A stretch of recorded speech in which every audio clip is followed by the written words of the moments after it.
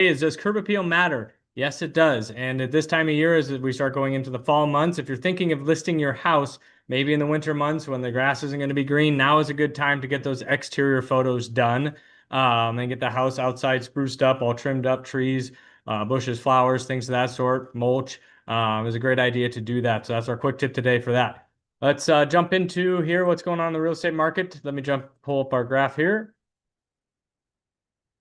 So as we look at our numbers here, we had 721 new listings go live in the last 7 days, and we had 377 new contracts written. So last week we had about 690 new listings go live. So we saw more homes come on the market, and we had about 420 new contracts written the previous week. So we saw a little bit less buyer activity.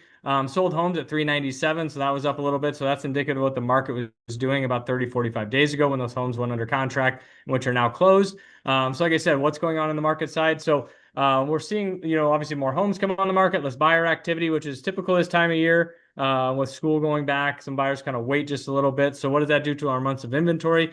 We just dropped by 0.1. So we were at 3.2, now we're at 3.1. So as you can see, the bar graph or the line graph here. So we're kind of in that kind of neutral to seller's market. And this 3.1 is the big picture of the entire market. So if we break those into sectors of different price points, that sellers or that months of inventory may be more in a neutral, even into a buyer's market than it is maybe into a seller's market. But it all depends on what's going on in each specific price point that we look at. So that's something that when we get together from a buyer's perspective, seller's perspective, and we have our coaching sessions, we want to know exactly where your house fits in, whether you're selling it or the house that you're looking to buy. What market are we in? And that's going to determine kind of the playbook that we want to pull out, of our database so we can really rock and roll with that. So the kind of three tips here, what does that mean? So obviously more homes hit the market. And then obviously buyer urgency eased a little bit. So, with less buyer pressure, the buyers that are out there don't have to jump, right away.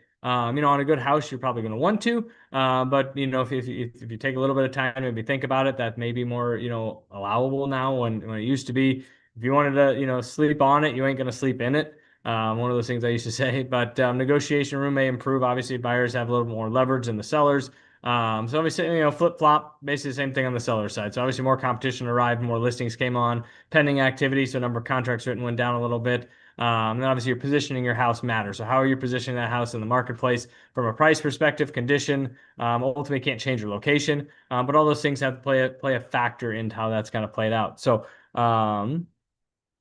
And then the other thing we kind of talked about on our weekly videos is kind of what the interest rates are doing. Interest rates haven't done too much. They've kind of been staying stagnant, kind of right around that between 6.5% to 7%, and all that good stuff. So nothing too crazy on the interest rate side of it. But like I said, if you have any questions, feel free to reach out to me. Numbers down here, 672-7670, and we'll